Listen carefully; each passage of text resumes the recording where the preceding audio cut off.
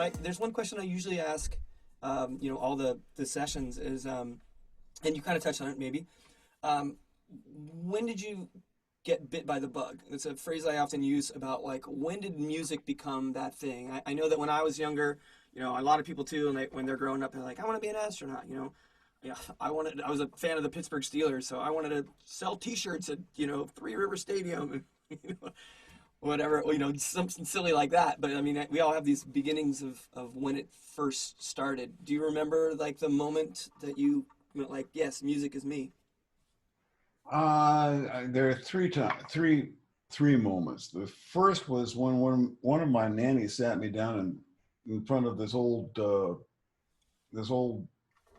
glorious old carved wood um, phonograph slash radio, multi-band radio that my parents had, and didn't listen too much.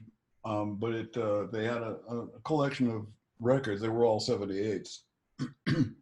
And she played for me Mario Lanza. Hmm.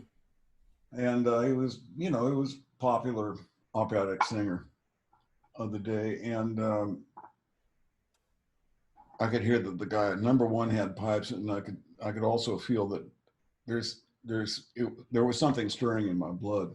I really had, I knew I had to sing. And then a few years later, 4 or 5 maybe years later, when I was 8 or 9, once again, um, my brother sat me down and taught me how to tune a radio. And that was just when rock and roll was starting to hit the radio waves. And there was Chuck Berry and Little Richard and Elvis. And I was totally smitten. Yeah. And then a number of years later, after I came back from working on the ranch that summer, um, I think it was summer of '63, uh, and I bought that guitar or I bought a couple guitars and the school I was going to at the time, high school I was going to at the time, I fell in with the folky crowd. And there were four of us that put together a little band called the Uncalled Four. And and we, it was a progressive school, so all I did was play guitar and chase chicks. Um, that was my curriculum as far as I could see. That was what I was cut out for. And and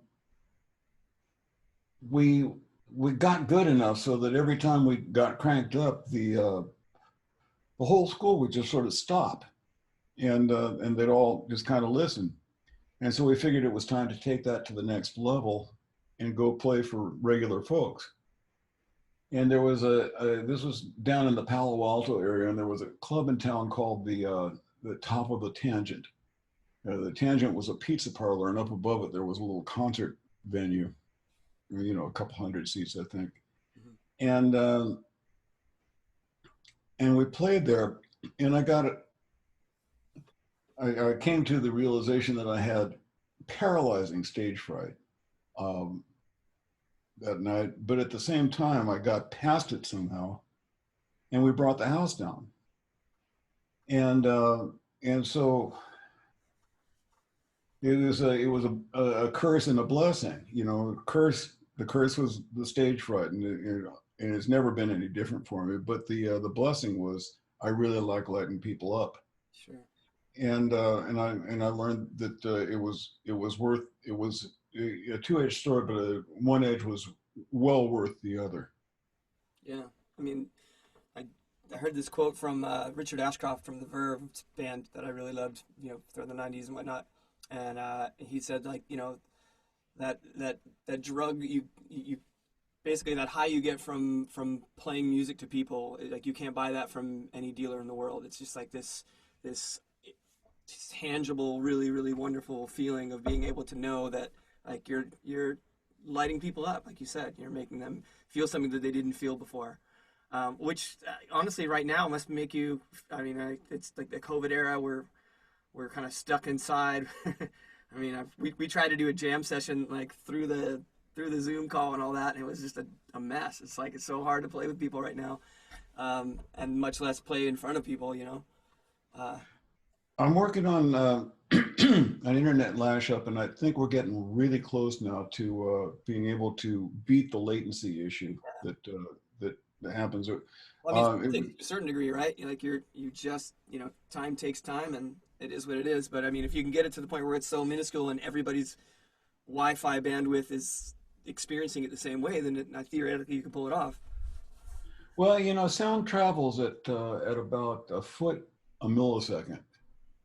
And so if you're 10 feet from your speaker on stage, if you're playing an electric instrument and you're 10 feet from your speaker on stage, you're 10 feet away from your 10 milliseconds. You're playing with a delay of 10 milliseconds. And that's all quite natural. It's when you get up past 25 milliseconds, things start to get kind of chewy. Yeah. You get 30, 40 feet away from your amp stack, you can't play anymore. It's like playing with handcuffs on. Just that much, and we're trying to get the latency issue down to around 20, maybe 15 milliseconds, and I think we're really close now. Is it TRI? Huh? Is this through TRI Studios?